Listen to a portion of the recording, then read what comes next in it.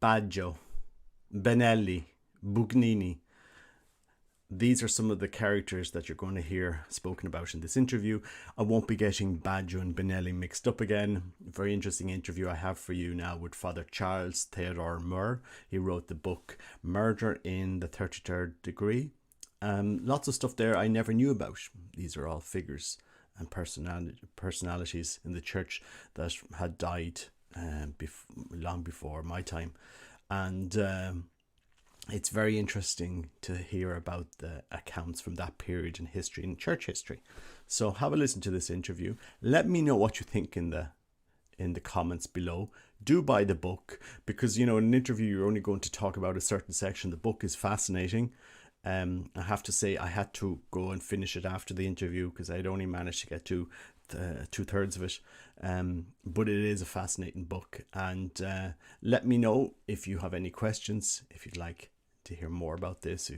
What would you like to ask Father? Maybe we'll try and get him back and to clear up some stuff. But a fascinating interview. Great meeting Father Charles by Zoom, and he's really done great work for the church and leaving something that we can read about that period in the church. Anyway, God bless, take care, and enjoy the interview. So I'm joined this evening with a very interesting guest. It's Father Charles Theodore Murr, and he's called the Don for short. Is that right, Father? That's right, Don That's Carlos. Right. And I was looking at an interview that he did on 1 Peter 5 with Timothy Flanders, and I thought it was really interesting. So I got the book. I reached out to Father. I said, would you be interested in doing an interview for a small Irish blogger? And you very much obliged me on this. And I do recommend people, please support Father. Get the book. It's a very interesting read, riveting, I have to say. So I have some questions once I was reading this book. Sure, tell me. Yeah, and so it's the things I'm thinking of, because you've appeared in the documentary The Mass of the Ages, which is kind of providential. I had the book, and then lo and behold, you're there in The Mass of the Ages. I want to touch on two things that come up in this book: is Cardinal Benelli and Archbishop Bugnini, because I think you've mentioned that the insinuation or the possibility that Benelli, who was in charge of nominating the bishops of the world, it could have some connections to Freemasonry. Is that a stretch of the imagination, or what are your thoughts on that? No, that's not, but you've got the wrong name. Oh, pardon. Well, no, because Benelli was the Undersecretary of State under Paul VI. And the man that you're talking about is Baggio. Baggio, sorry, Baggio. Sebastian Baggio. Quite a difference between the two of them, and they were mortal enemies. They didn't like each other at all. But Benelli would forgive you. He was the nobler of the two. Okay. I don't know that Baggio would forgive you for that mistake. Anyway, I got them mixed up. Baggio, Benelli, sorry for that. But well, we've got three names here which are confusing. One is Bugnini. Yeah. The other one is Baggio, and the other one is Benelli. Okay. You've got the three B's. So it's a little bit confusing. It's a little bit confusing, but I'll try to make it less confusing. Okay. So your question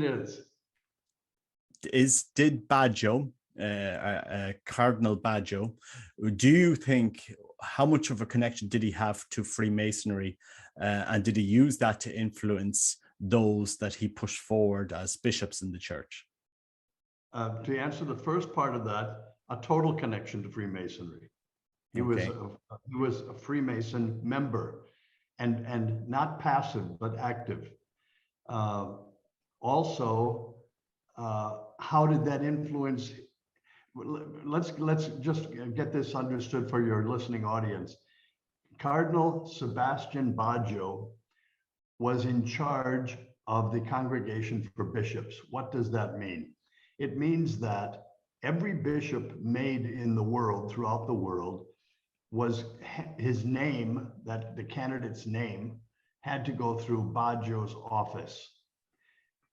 There's a whole process, so I won't get into into that. However, Baggio was the one who decided yay or nay to a man's becoming a bishop. Now, when you have a Freemason who's in charge of creating the world's bishops, most of those bishops, there were exceptions to this, but most of the bishops that he named were out and out liberals, and just no question about it, very much in accord with Masonic philosophy. What is that philosophy basically? It's modernism. If your listeners understand what modernism, it's that in a nutshell. It's Gnosticism. It is égalité, fraternité, liberté. That's what it is. Freemasons were behind the French Revolution. They were behind the American Revolution. They were behind the Mexican Civil War. They were in everything to make systems of governments liberal. Yeah, this is it. Akin to Marxists, and their techniques were dastardly. They were also the reason that the unification for Italy, two of the great men, Cavour and Mazzini, were Freemasons, right? Excommunicated both. One was reconciled on his deathbed. But this is what the Freemasonry is. Now, when you have a man in charge of creating the bishops of the world, and his philosophy is a Freemasonic philosophy, I put forth the possibility, the probability, I should say, of those men being out and out liberals, and they were, for the most part, they were. This is what happened in the early 70s, all through the 70s and 80s. Something else happened. In 1966, Pope Paul VI wrote I believe it was a motu proprio, saying that all bishops had to resign at age 75. Yeah. Well, this created an ocean of brand new bishops, of baby bishops, and Baggio was right there to fill all of those slots with men that he knew and men who were liberals. Our apostolic delegate at that time, he wasn't a nuncio. We didn't have nuncios when you have formal relations with a country in the Vatican. When you don't, you have an apostolic delegate. The delegate at that time that we had in the United States during the 60s and the beginning of the 70s was a man by the name of Jadot, Jean Jadot, a Belgian, only son of one of the wealthiest diamond miners in the world. Right? He was made our nuncio. I'm sure because of his capacity, his intellectual capacity and moral stability. Had not diamonds and the millions that he had nothing to do with it, I'm sure. But anyway, he was named nuncio to the United States. And when he resigned, he gave an interview to Time magazine. Yes.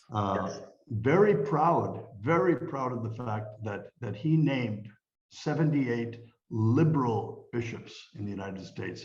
We're well on the way to liberalizing the American church. He was very proud of this, and Rome was proud of it, and Baggio was happy with it. Everyone was happy. This was the direction that things took. All right. Yeah. And yeah, anyway, so I hope I explained that well enough.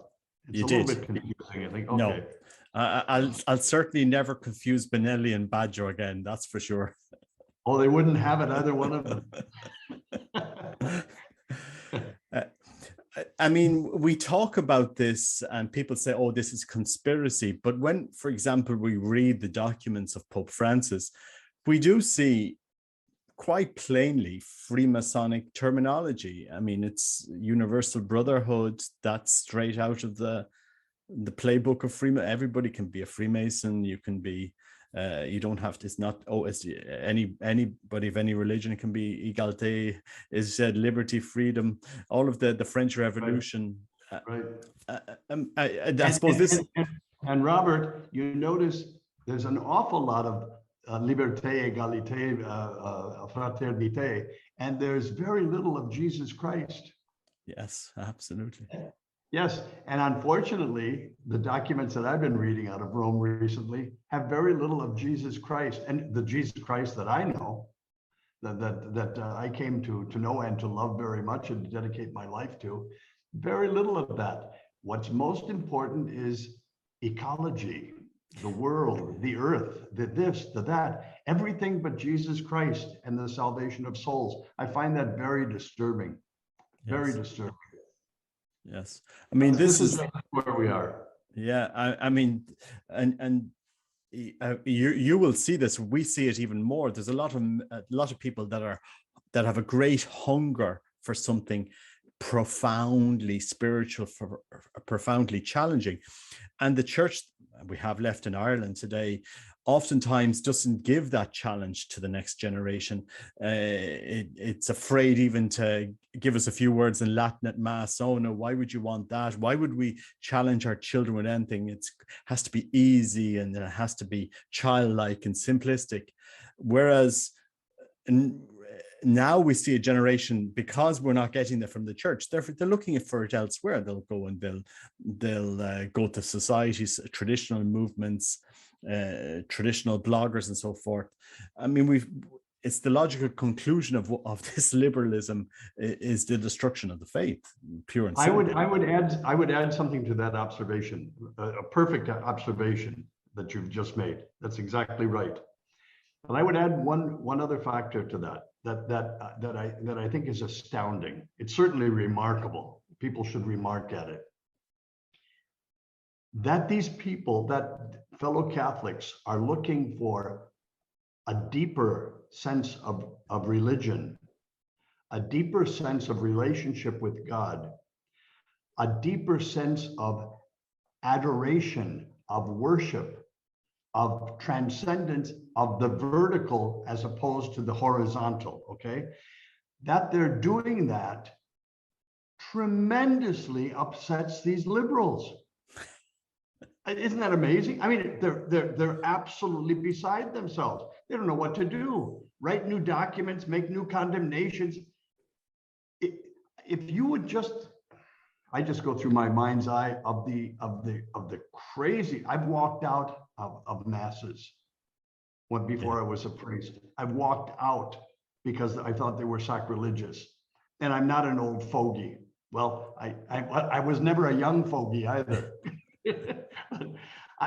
I'll tolerate an awful lot of whatever, but some of them were absolutely sacrilegious. They were blasphemous. Those are tolerated. There's no problem with any of those. Just the Latin Mass. Now that should tell you an awful lot. As a matter of fact, my respect for the Latin Mass has grown substantially. Yeah. Once I found out how deeply it upset these people, the liberals, I said, there's got to be something to this. And there is something to it. And I'm discovering more and more the beauty of the Latin Mass. And so are thousands of people. And you know this, you're not surprised, by young people and young families. It's phenomenal. It's wonderful. But this bothers the liberals tremendously. They cannot tolerate it. You have to tolerate all of the nonsense, clown masses and people doing somersaults and running around and jumping up and down. And you have to tolerate that.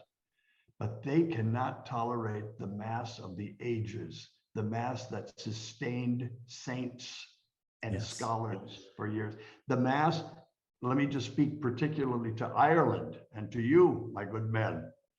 The Mass that got Ireland through from the beginning to the end of the persecution, the great persecution that it underwent with you know who. We won't mention them. But it was this Mass. It was this Mass that people clung to, and it saved them. This is the enemy today. There's something wrong. There's something wrong. Something very wrong. Yeah, I mean, and you know, Robert, one other thing too, before I forget it, and then you can shut me up. All right, now I'll let you talk. But one thing that you mentioned that's very important. People, when you talk to people about Freemasons, about a complot, a plotting, a plot of a Freemasonic plot, and this and the other thing. a lot of people will just slap that off as conspiracy theories, and it's nonsense.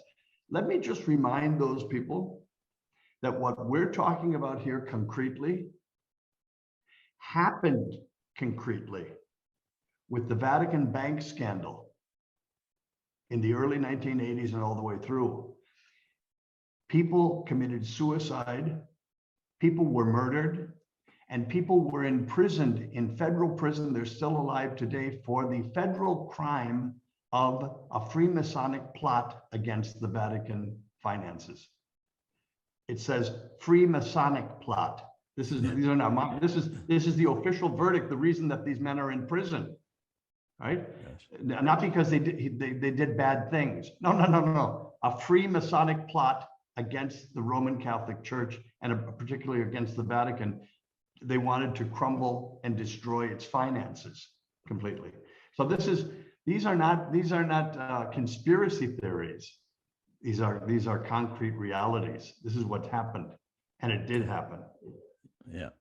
I mean, I find it very strange. I remember my wife and myself, we went to the funeral of John Paul II, and just walking not too far from the Vatican and seeing the Masonic Hall, which is there. I mean, and it's not the only hall, the Masonic Hall you have around the Vatican. I found out there was another one, the other side. I mean, it's not like this is conspiracy to say that the Masoneria, they were beside the Vatican, they are influencing the Vatican. It's simple, observable fact. Yes. And we see even priests today that will say, look, I'm a member of the Freemasonry, and the church does nothing. They don't condemn them. They don't, they continue on. And so I suppose it's more open today now than it used to be. Just recently, I read an article, I believe it was in Time magazine, I think, about an Austrian priest who works in the Roman Curia, who's one of the Pope's secretaries, who is a Freemason, and he's the chaplain to the Austrian Freemasonic Lodge. It's incredible. The Holy Father has no problem with this, evidently. Yeah. I have a problem with it, a tremendous problem with it, but he doesn't. So that's that. Yeah. But this is where this is where we are today. It's amazing. It is amazing. It's quite... and I've got to say this too. It worked. What they've been doing has worked. It was very effective. It's worked tremendously well. Your churches in Ireland are practically empty. Our churches in the United States and Canada are dwindling like you can't believe. All over the world, they're suffering. They're suffering with the faith, because the faith hasn't been taught seriously in 3 generations. It has not been taught. Anyway, now I'll be quiet. Go ahead. Yeah.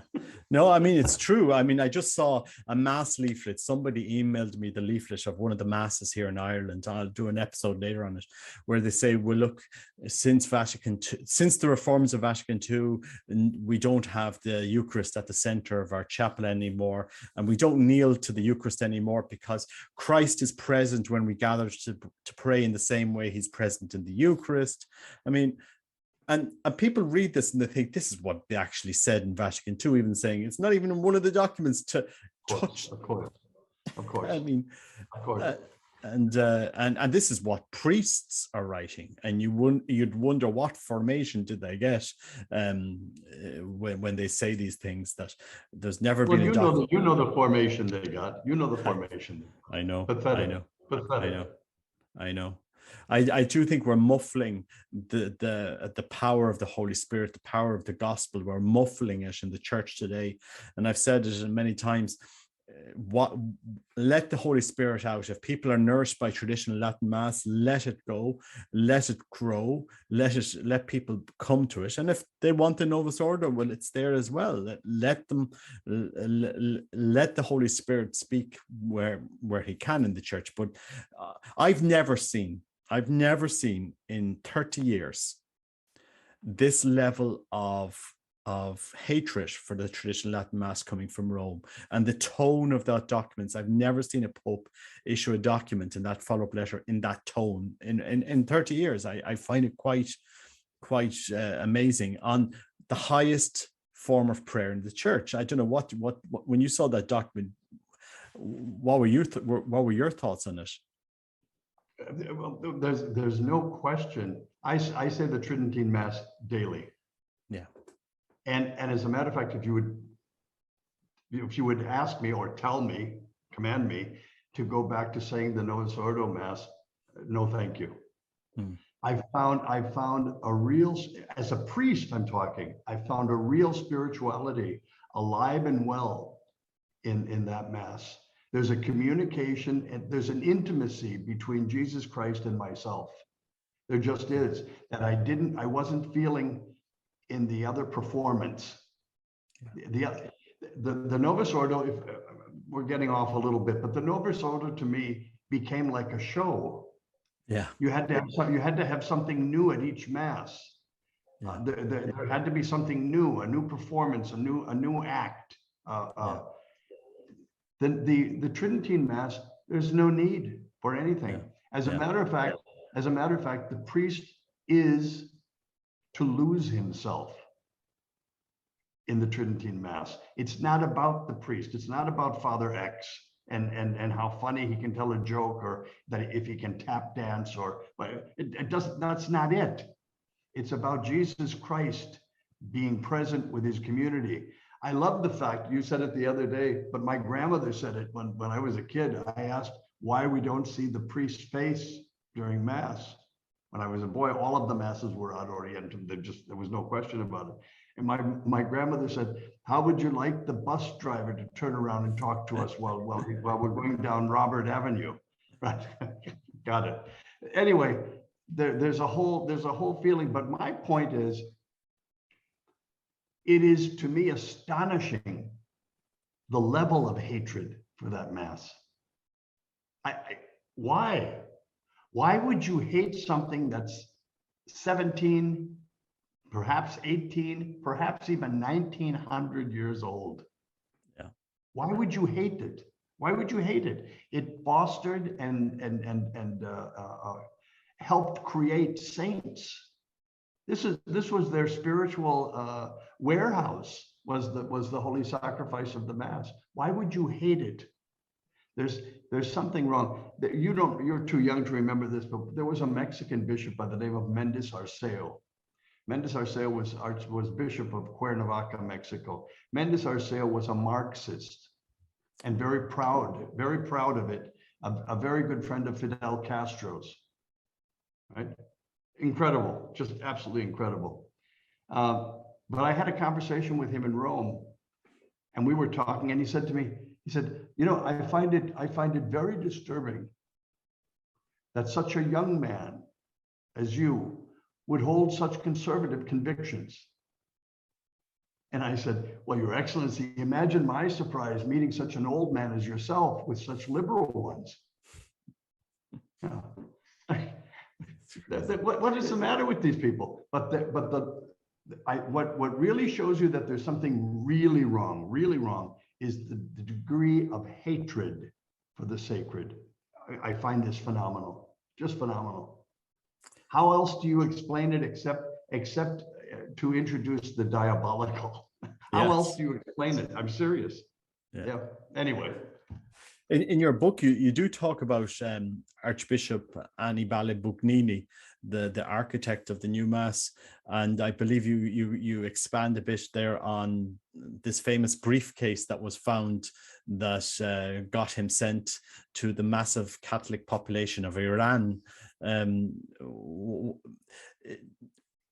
Do you think that, and this is the question I was thinking about for this interview, do you think him being a member of the Freemasonry, do you think those principles impacted in the Novus Ordo? Because it would explain. Without a doubt. It's yes, absolutely. The principles are there. Look. I have a lot of Protestant friends. I've dealt with Protestants all my life. Some of them are fine, fine, wonderful people. Some are not. The same I find with Catholics. Some are marvelous people. Some are really not. All right. However, when you're talking about Protestant theology, we're coming from two different places. Their dislike of the Mass. Now, notice I use the word dislike of the Mass. Only the Catholic hierarchy hates the Mass. The Protestants dislike it. Only we can hate it. This is amazing. But anyway, their dislike of the Mass is because it doesn't go according to what they want. What do they want? They want a supper. They want a meal. They want a convivencia. They want to get together. Let's hold hands, sing kumbaya, la, la, la. This is it. Well, if you want that, you have it. It's called Protestantism. And you can pick your flavor. There are over 30,000 different sects of Protestants. Can you imagine having such an array of possible beliefs? It's amazing. 30,000? Amazing. Anyway, no. That's not enough. We also have to become a Protestant church. There's no need to invent it. It already exists. Yeah. Bugnini, Annibal Bugnini he got a foot in the door under Pope Pius XII. He did not too much. He was quiet. When John the 23rd, and when I say he got a foot in the door, he was in the Sacred Congregation for Divine Rites, Culto Divino, and Sacraments, for worship, we call it. I think it's a congregation for worship. Yeah. Anyway, he got in there and was a member, and was a quiet member. He behaved himself. And then when John the 23rd was elected Pope after the death of Pius XII, John the 23rd knew something about Bugnini, because he expelled him from the Vatican. Not only expelled him from the Vatican, he picked up the phone and expelled him from the Lateran University from his teaching post, and told the rector of the Lateran University, San Giovanni Laterano, that Bugnini was not to step foot in the university again. John the 23rd died, I believe it was 63. Yeah. Paul VI was named Pope, but Montini was named Pope. And Montini reinvited Bugnini right back to where he was.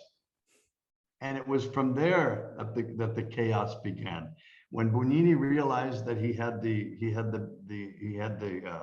support of the new Pope, Pope Paul VI, he went to town. He did everything that he could do, and very duplicitous, very dishonest, a very dishonest man. The people who worked with him, Father Louis Bouillet wrote a book.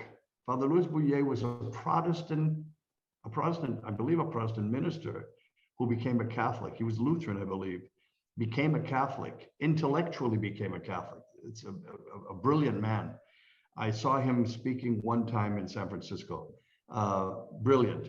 He worked with Bugnini, and he called him one of the most dishonest people that he'd ever had dealt with, right? Bugnini would tell one thing to the committee studying the reform and another thing to the Pope, and vice versa. It was terrible. Anyway, what happened was this. I don't know about the briefcase and a lost briefcase thing. That I don't know, because I never heard that. I'll tell you what I do know, and I know this from this. I know it this way. Two cardinals, first one and then a second. The first cardinal's name was Staffa, Dino Staffa, Staffa, who was the head of the Supreme Court for the Catholic Church in Rome, the Supreme Justice, Chief Justice, we would call him in America, the Chief Justice of the Supreme Court. No slouch, an intellectual powerhouse, and a man who knew canon law inside and out and moral theology very well. He was approached, I don't know by whom, but he was approached with documentation that proved that Bugnini was a Freemason. Cardinal Staffa, before he did anything else, contacted the Interpol and other private investigative bodies in Europe and had it investigated, had the accusation investigated. The documentation, was this legitimate? Is this real? Is it counterfeit? What? No, it was real. It was real. It was his membership in the Masonic Lodge of Italy. Gosh. The Grand Orient, I believe it was. Anyway, when he was absolutely convinced of this, he sought out another cardinal, also a very sharp man with a good mind, Cardinal Oddi, shared this with him and wanted his input on it. Well, they both came to the same conclusion that this was real, and they had all of the documentation in the world that they needed. With that, they went to go see the Pope, Pope Paul VI. This is in I believe at the end of 1974, right? They presented the Pope with this documentation. This upset the Pope very much. Just getting off into a little bit of a tangent here, Pope Paul VI was not an evil man. He really was not. He was a good man, and I really believe that he believed that this reform was necessary, that some things had to change and to be updated, and some things did have to change and be updated. There's no question of that, right? I believe he was motivated. His motivation was authentic, it was good, and it was for the good of the church. When he found out who was heading this and that he was a Freemason, the only way that he found to get rid of Bugnini was to promote and eliminate. And the elimination was a promotion to Iran, to Persia, with a population of 20 to 30,000 Catholics in the entire country, a parish, where he didn't speak the language. He wasn't a diplomat, and all he had to do was sit home and eat tea, drink tea or something. That's it. And falafels, whatever. That was it. So he was exiled. This was a major blow to him, to his ego. But it was very healthy for the church because finally the Pope woke up. Yeah. Finally he got it. He got it. So if you remember, and your listeners will remember too, in 1973, just a couple of years before this, Pope Paul was already coming to the conclusion himself that there was something wrong. Something was amiss with the church. There was something wrong. When he talked famously of the smoke of Satan having penetrated some fissure in the wall and is now entering the sanctuary. That's quite a statement. And everybody who heard that at the time was taken aback. He knew what he was talking about. There were already these rumors. But in 1974, 1975, they were established, and he moved swiftly. And the man behind that moving swiftly was Archbishop Benelli, who was the Undersecretary of State. And the Pope was so distraught and upset by the whole matter, he asked Benelli what should be done. Because if this is one case that they found out, might there be more? Well, of course there was more. Of course there was more. It's like finding one cancerous cell. Do you think there might be another? Well, yes, you can be sure, right? In a tumor, yes. So Benelli sat down with the Pope, and they were very close. They were good friends. They had been friends for decades. They trusted each other. Benelli was a strong man. The Pope, Paul VI, was not a strong man. He was weak in the sense of he'll give you the benefit of the doubt and let's all get along and that kind of thing. Benelli wasn't. Benelli was a man of action and determination. And Benelli said to the Pope, well, if you want a resolution of this, have an investigation of the entire Roman Curia. How about that? How do you like that? The Pope thought about it and he said, an investigation of the Roman Curia, the entire Roman Curia. He said, yes, you're looking for it. Is there another cancer cell? Well, why wouldn't you investigate where the tumor is? Yes, the Roman Curia. And the Pope said to him, as if he didn't already know, he said, and Giovanni, do you have anyone in mind to head the investigation? And Benelli said, in fact, I do, Holy Father. And he suggested Edward Gagnon, who at that time was an archbishop, Canadian archbishop from Montreal. He had just been named head of the, rector of the Pontifical Canadian College. And so you were just talking about Cardinal Gagnon being charged with that mission of the investigating the Curia. Cardinal Gagnon was, at that time, he had just been named rector of the Pontifical Canadian College in Rome. And he had come from Columbia, where he had been teaching for years, doctorate in canon law, doctorate in, I believe, moral theology. One sharp man, and incredibly humble. And I would say it, and I say this sure of what I'm saying, a real saint, a saint. We keep talking about the Roman Curia and the problems with the Vatican and these evil men who are running around, and there are evil men, because where the vicar of Christ on earth is most present, and the presence of God so shining as in the Vatican, in the vicar of Christ, you can be sure that the devil is very near too, right? That just makes sense. Anyway, Gagnon was a saint, and a very practical and intelligent one, not a pushover. So Benelli suggested him to be the visitor, the apostolic visitor, for the visitation or the inquisition, in the proper sense of the word, on the Roman Curia.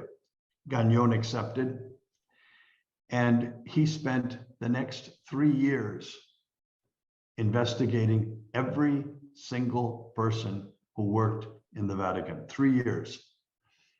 At one point in time, and I've told this on other programs, he started getting death threats. His rooms, both at the Canadian College and in Trastevere, his office, were broken into and ransacked. Parts of the files, some of the files were stolen. At one time, at the very end of the entire study, he turned in the file, it was a 3-part report to the Pope, and it was put into a safe, I mean, a super duper safe in the Vatican. That safe was broken into and the entire file was stolen, right? Because people wanted it for blackmailing purposes, because it contained all of the information. Anyway, Gagnon did his study of everything that was happening in the Vatican, of everyone in the Vatican also. And he gave the report that, yes, it was a good thing to have gotten rid of Bugnini, because yes, the accusations were in fact true. Also, he insisted to the Pope that he immediately get rid of Cardinal Baggio and the Congregation for Bishops. That this was an absolute, it was abhorrent what was happening. Paul VI, and I know this, how do I know this? Because I drove Gagnon, I helped him with some of the filing, but I also drove him to his audience with the Pope and waited for him and drove him back home. So I knew what he was going to tell him, and I knew what he was told. The Pope Paul VI, when he listened to all of this, he didn't deny any of it. he realized that it was true. Sadly, it was true. But Gagnon told me this, he said, and I said, and then the Pope is going to act. He's going to act, because to get Paul VI to act, to do something, was very difficult, At the end of the audience, the Pope pushed the entire study back to Gagnon and said, I can't deal with this. Bring it to my successor. I just can't deal with it. I can't. Gagnon said he didn't know what to do, how to react. When you've got an old man telling you, pushing this back, saying, I know what you're saying, and there it is. And well, he also, I think, knew, I would imagine, that he was going to die shortly. And in fact, he did. He died 2 months later on August 6th, 1978. Gosh. I'm not going to get into the minutia of the conclave that elected John Paul I, but we had a pope who was, there was a terrible conflict in the conclave, in the election for the new pope, between Baggio, Cardinal Siri of Genoa, and Cardinal Benelli, now of Florence. And it was Benelli, who I use the term, the magician's term, pulled a rabbit out of his hat, who was John Paul I, who was Albino Luciani, as the compromise candidate. And Luciani was also a very good, pious, intelligent, and holy man, personally holy. He had all the makings of a great pope. He asked Cardinal Benelli of Florence, who was his friend, and who in some real sense got him elected pope. He took the name John Paul I. Remember the smiling pope? He was called the smiling pope because he was just a beautiful man, Anyway, and very simple. He asked Cardinal Benelli of Florence to leave Florence and to come back to the Vatican to become his Secretary of State. I liken that to Pope Pius X. Pope Pius X, when he was elected. Oh, by the way, your viewers who are thinking that a lot of this is plot theory and everything else, they should go back and look at the election of Pope Pius X. Yeah. Pope Pius X was not the first man elected. There was another man elected who was vetoed because he was a Freemason. Okay. Anyway, that's how Pius X was elected. When Pius X was elected, he was he referred to himself as a farmer, contadino.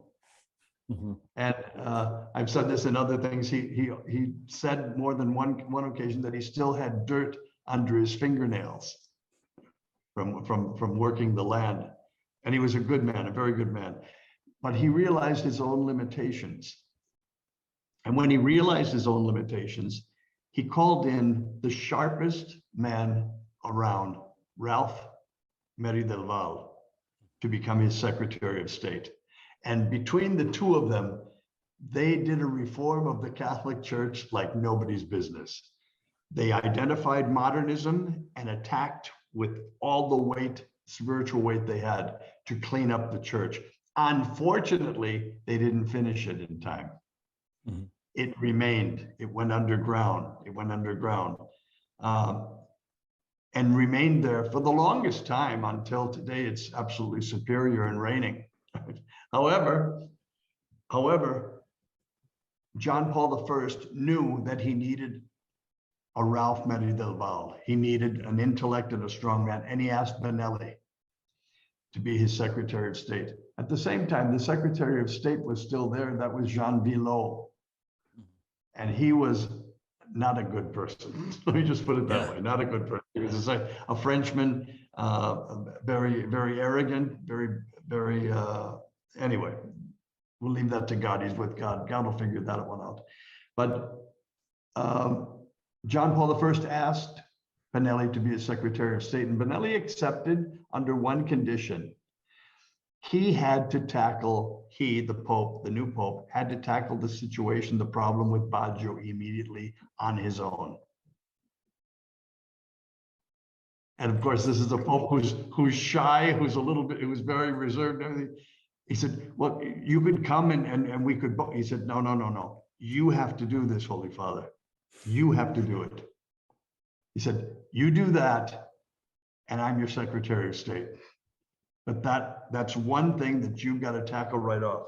He said, well, what should I do? And he said, Benelli suggested, he said, well, look, you've got the perfect opportunity. Rather than cause a scandal, you have to remember all of these things, all of these people are diplomats. Nobody really gets fired. They're not humiliated in public. Yeah. They're just promoted to here. It's like the Peter principle. You're too young to know that book too. But the Peter principle of everyone rising to his greatest level of incompetence. Anyway, you're promoted out of existence. So he said, Holy Father, Venice is open. Venice, you were the Archbishop, Patriarch of Venice. Venice is now free. Name Baggio to Venice. And you've got people in Venice who loved you and still love you and are close to you. They'll keep an eye on him for you. And you'll know exactly what he's doing and what he's up to. And he's controlled. Well, that was going to be the plan. And the Pope called, if you can imagine this scenario, this is true. The Pope called Cardinal Baggio, Sebastian Baggio, the Freemason, in charge of bishops, called him to a meeting, wanted to meet with him. Baggio told the Pope, if you can imagine, I'm busy. Oh. So can't make it, busy, full schedule, sorry. He said, well, this afternoon then. I said, no, still busy in the afternoon. This evening, I want to see you today, before the end of the day. Well, he had no alternative. And he showed up at the the Apostolic Palace, the papal apartment, at 8:00 p.m. You've never heard of a papal audience at 8:00 p.m. This was a papal audience at 8:00 p.m. Baggio entered, and an argument ensued, a very loud one, with Baggio screaming, yelling, attested by the Swiss guards who were standing guard at the door. What he said, I don't know, but the loud voice screaming and carrying on. This went on for over 45 minutes, almost an hour. Baggio left with a slam of the door, left. He was the last person to see the Holy Father alive. The Pope died just a couple of hours later of a heart attack.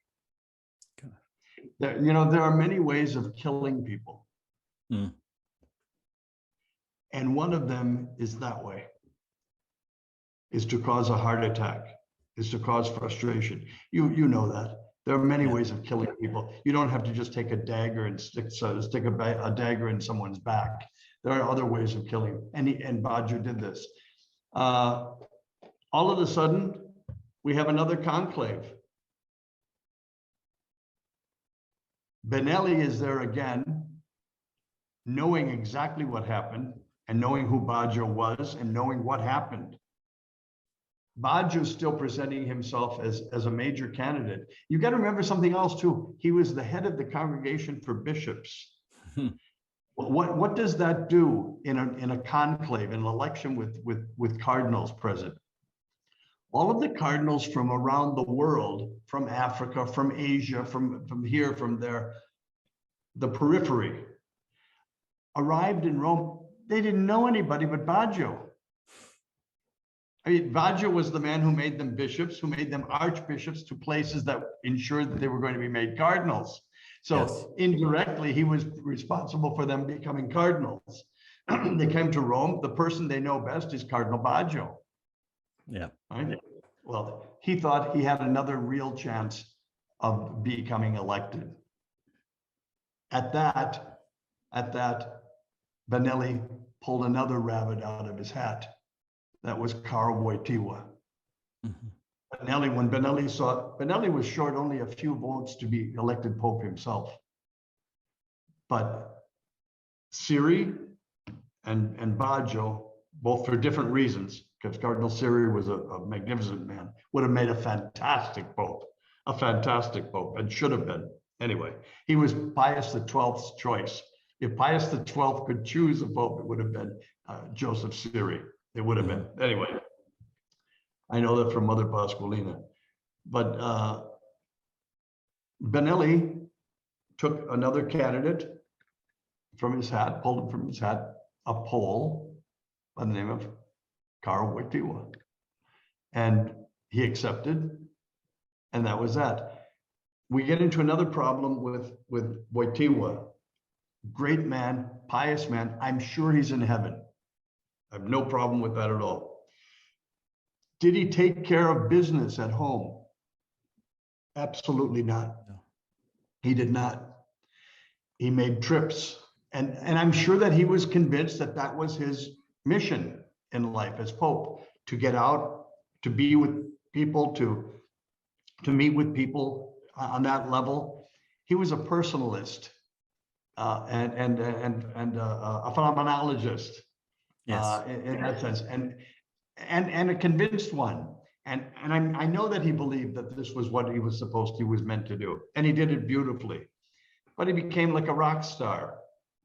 And you can imagine that every time he announced a new trip, everyone in the Roman Curia applauded. Of course, yes, Holy Father, another trip by all means, leave, go, right? And all of those trips cost months of preparation. People don't realize that. He had to know who the clergy were, the geography of the place, the history of the place, prepared to speak different languages that really he didn't know, because he delivered speeches and all of this preparation. We had for all practical purposes, there was no one really at the helm. And the man who was there for the longest while was Below died of cancer. And then Casaroli took his place. He was second in command. So you had skullduggery all over the place, and they were running wild. They were free to do whatever they wanted to in the Vatican. This is a problem, a great problem. And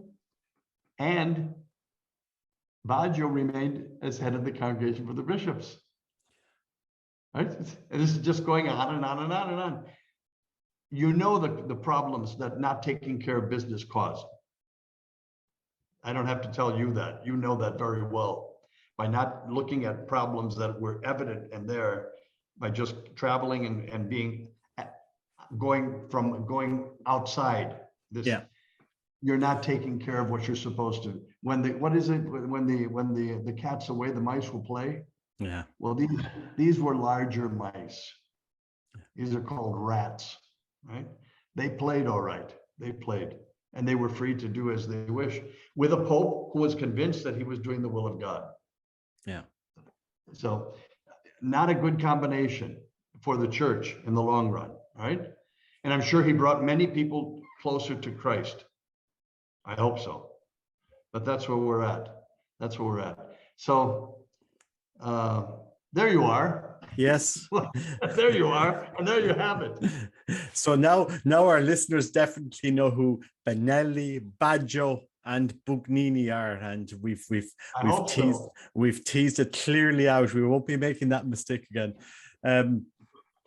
It's fascinating to see where we're going in the church, because you're from an era from the 1970s where, as Taylor Marshall puts it, it's the era of felt banners and guitars and wooden tables for altars, and let's rip out our altars and get rid of altar rails and all this, and we've kind of come from this. We have this Catholic emptiness now in our worship. In Ireland at Christmas, we saw dancers doing the Gloria running around the altar with the Archbishop, and people are just wondering, where did our Catholic identity go? Like, where did the Mass go, or is it just going to race off into into ultimate wokeness that, will just disappear. And I mean, and people might say I'm exaggerating, but this actually did happen. It is actually happening. We could see the German bishops going off on their tangent. What do you think? What do you, looking back on your history and your experience in the Vatican and your experience with all of these personalities and these cardinals, what do you think you will see happening in the church in the next 10, 20 years? Wow. And I know I'm asking this question now because I for a historical reason, when people look back in this video, they'll be able to reflect on what you've said. And I know it's I'm tying it into your book, but I really want your reflection here, and it can be open ended. It can be anything you want to. Robert, let me do it this way. And I've said this an awful lot, many times, and you've heard it from other people too. To those who are worried, and all of us are worried. I'm worried too. Okay. I don't have the magic answers. I wish I did. I'd give them to you. But for those of us who are worried, I can just say this. I've read to the end of the book, and at the end we win. Yeah. Okay. Yes. Well, that's very important to know. That's very important to know. At the end, we win. Right now, it's amazing the dictatorial nature of the man who runs the show today. Yeah. By naming what is it, 21 or 23 new cardinals, or 21, I think it was, and they're all of the same ilk. Yeah. He's made the church into his own image and likeness. It's amazing. It's amazing. Just in case there was some possibility of the Holy Spirit getting in, we've taken care of that. The next conclave is going to be just what he wants, and it's going to be a Francis II. That's what he thinks. But you see if I'm wrong here. Our God is first of all omnipotent. Yeah. He doesn't bend to the will of this one or that one, whether you be Pope or Emperor. When he wants something done, it gets done. And like Gideon in the Old Testament, remember? Yeah. He was to wage war against the enemy of Israel, and God said to Gideon, "Your army's too big." He said, "What do you mean it's too big? We're less than the enemy." He said, "No, it's too big." He said, "Get rid of half of the men." Get rid of half the men? Are you kidding? Get rid of half the men. Because if you win, many of your soldiers are going to think it was because of their prowess. It was because of their strength. And I don't want that. I want them to be sure it was me who won the battle for you, not you. And we got down, I think they got down to 300, didn't they? Yeah. He reduced it to 300. And then he said the most astounding thing, he said, "Oh, you've got 300 against 30,000. Some exaggeration. I should know scripture better. I should know these numbers, but I don't. I just remember the message of it. He said, "Take the 300 down to the river and watch them drink. The ones who lap up the water in their hands, that's your army. The ones who drink like dogs, the ones who drink like dogs, who lap up the water from directly without cupping their hands, that's your army." Right? Amazing. Yeah. And they won. He said, "I want you to make sure that you understand that victory was not coming from you. It was mine. And I want it to be obvious." Well, I think I may be very wrong. I've been wrong a couple times in life.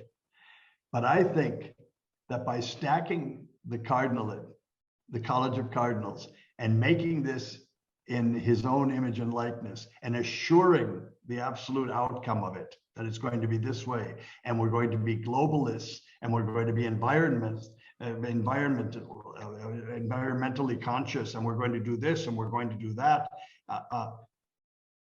and forgetting Christ, putting Christ over to this side. No, it's not going to work. I know it's not going to work. I know it's not going to work. I might not be around to see what happens, but I know at the end there's victory, and that victory belongs to Jesus Christ. And that's what's going to be doing it. What would I give as advice to people? And I've been asked that too. What do we do in the interim? What do we do now?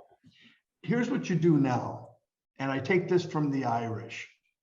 I'm part Irish on my father's side. Gahan from County Mayo. God help us, right? Faith of our fathers. Faith of our fathers. Living in spite of dungeon, fire, and sword. We will be true to thee till death. You learn your faith. Learn your faith. Get a simple catechism of the Catholic Church. Teach it to your children. Learn it yourself. Hold on to that. Just as Ireland held on to the faith in a time where all masses were publicly were against the law, everything else, you're in the same sorts of times right now. Learn your faith and hold on to your faith. Your faith, your Catholic faith, comes to you from Jesus Christ and from the apostles. And what is true is true. Then, today, tomorrow, it's true. Do not get yourselves upset with Vatican politics, with interfighting and this, that, and the other thing. That's not what it's about. It is about Jesus Christ. It is about his church. It is about the true faith that doesn't change. Hold on to that. Hold on to that. You'll make it through the storm. That's what it's about. And maybe we lost track of that. Maybe we lost track of that for years. Maybe we did. I think to a great degree we did. Time to relearn it. And hold on to it. And you'll have, as Pope Benedict said perfectly logically, he said, you're going to have a smaller church, a much smaller church, but a holier church. And when I go around and travel and meet these families of young people, of husbands and wives who love one another, of children who are loving, who know their faith, it's marvelous. I see a new beginning. I see it. It's there. It's happening. You have to look for it. And even if you don't see it, take my word, it's there. It's happening. It's happening. And this is a point of frustration to the devil, like you can't believe. Just you can't believe. This is his horrible frustration. We have an old saying in Spanish that says, build a cathedral, and across the street from your cathedral building, the devil will pitch his tent. Right? That's exactly what's happening. That's exactly it. So you've got the devil in charge of an awful lot of things, but he's not in charge of the church. He's not in charge of the truth. He's certainly not in charge of Jesus Christ. That's not going to happen. So hold on to those things that are sure. And may I just say one last thing? First, and I'm talking to an Irishman. Imagine an American giving an Irishman this last counsel. Develop your faith. Also develop a sense of humor. You have to. You have to. You have to. Don't take everything as the end of the world. It's not the end of the world. All right? It's not the end of the world. Hang on. Hang on. Be faithful to what you're supposed to do. That's it. Remember, Mother Teresa was asked, I think, by Time magazine. I'm quoting Time magazine an awful lot as if it were a big deal. It's only the secular mind that I think is represented by Time magazine. But Time magazine asked her, if you can imagine what a stupid question to ask such a saint. She said, the reporter said, Mother Teresa, to what do you ascribe your success? And Mother Teresa, without batting an eye, said, God didn't call me to be successful. I wasn't called to be successful. I was called to be faithful. If I'm faithful, I'm successful. My success is in my faithfulness. And that's exactly what I would tell you and your audience right now. Ours is in our faithfulness to God, to his real church, and to the real, true Catholic faith. It has to be rediscovered. And when you rediscover it, I'm telling your audience this, and I mean it, when you rediscover the faith, what a treasury. What a treasury you will have opened the doors to. It's fantastic. It's magnificent. Father, it's been an absolute pleasure, and I've ordered your other book, the Godmother. So I haven't read that, so I'm not able to ask you questions on your second book. You said that they're not sequences, that you can read one. Hold on, let me just tell you this, Robert. The title is a little bit confusing. A lot of people take the Godmother as being some sort of a mafia reference. Yeah. It's so not. does I. Yeah, it's not. The Godmother refers to Mother Pascalina Lehrert, who was my godmother for ordination to priesthood. Yes. I asked her to be my godmother. She accepted, and she was my godmother. And for 8 years, we were very close friends. I visited her at least twice a month, sometimes more. And this book is, it's an interview with her.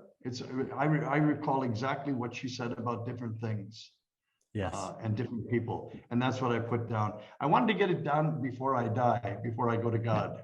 I wanted these things recorded. I want them out there. One of the things too, if I may just quickly, and I promise to be quickly, I keep saying this is the last thing I'm going to say. Do you notice that about me? And it's never true. Anyway, one of the stories in the Godmother, they're vignettes, right? Yeah. One of the stories was I went to go visit her one time, and an Austrian couple had just been there to visit her. People she knew from years before. And they came with some sort of a brochure or a little pamphlet about Pope Paul having been kidnapped and an imposter put in his position in the Vatican, this, that, and the other thing. And she pulled this from her sleeve and she said, look at this. And I looked at her, I was bewildered. I said, Mother Pasqualina, you don't believe that. I mean, surely you don't believe this nonsense. She said, oh, of course not. Of course not, I don't believe it. She said, but I want you to see what's happening to the church. People are willing to believe that because they cannot believe what they're seeing. Yes. Yes. Right? They'd rather believe this. They're able to believe that than the reality they don't want to see. Anyway, that's where we're at today. But fear not. Yes. I'm telling you, fear not. I know who wins, and so do you. Yeah. Well, Father, we've got 2 minutes left. And what I'm going to ask is I'm going to post this video end to end, and people are going to be able to leave their comments on, and we'll try and get you back. And just to, I think you're giving great encouragement. You're certainly, it's like a spiritual guidance here for me. It's a great encouragement personally, and it's something that we'll leave for our kids, for my kids. I look back in this, and for the church. And I'm not depressed. I think it's a very exciting time personally. I'm very optimistic. Like, you can see the Holy Spirit working in so many people's lives. But I do think we need to also reflect and learn from people like you that are leaving your reflection and your love for the church for the next generation. And this is kind of vital that we have these spiritual fathers to help us, because that's what we need, Father. This is what's lacking in the church, is spiritual fatherhood. And it's so sad. Yeah. If you want to leave with the final thought, we've like about 3 or 4 minutes. If you want to leave any final thought, Father. I'll just say this, Robert. I was for years in working in San Francisco, and San Francisco has a heavily Asian population, actually Chinese. Amazing. They must be, I don't know, 35-40% of San Francisco is Chinese, and many of them are first generations. Well, they have a saying that I thought was very interesting, and they say it frequently, and it is, may you live in interesting times. May you live in interesting times. Well, I say that to you, and I say that to your viewers, not may you are living in interesting times. These are marvelous times. Indeed. These are exciting times because God is not asleep. He knows exactly what's going on, and he's working in ways that neither you nor I know. here, there, this, that, moving hearts, moving souls, it's amazing. And the right people are going to come along. Ci sarà sempre qualcuno con la soluzione. There will always be somebody with the answer, right? It'll happen. It'll happen. Just be patient and don't lose heart. Don't lose heart. And learn the faith and teach it to your children. Keep it going. I will. Father, thank you very much for your time. I really appreciate it. And I'm going to put links to your book below. I do think you're giving a great service to us, and people will have links to both books, and I will try and get you back on to talk about Mother Pasqualina later on. Once I've Robert, you're a good man. You're a good man. You're a good man. And listen, what you're doing is very important. It's very important because what you're doing is getting out the message, and you're giving hope to a lot of people who are lost. Yes. People are lost today. You're giving them hope, and you're saying, I know the way. Now, don't you love this about our Lord Jesus Christ? He didn't say, I know the way. I know the way. I can tell you how to get there. No, I am the way. I'm the way. It's fantastic. And you're pointing people to that direction. It's marvelous. God love you, kiddo. Thank you. God bless, Father. Thank you for your time. Thank you. Thank you very much. Okay. Thank bye-bye.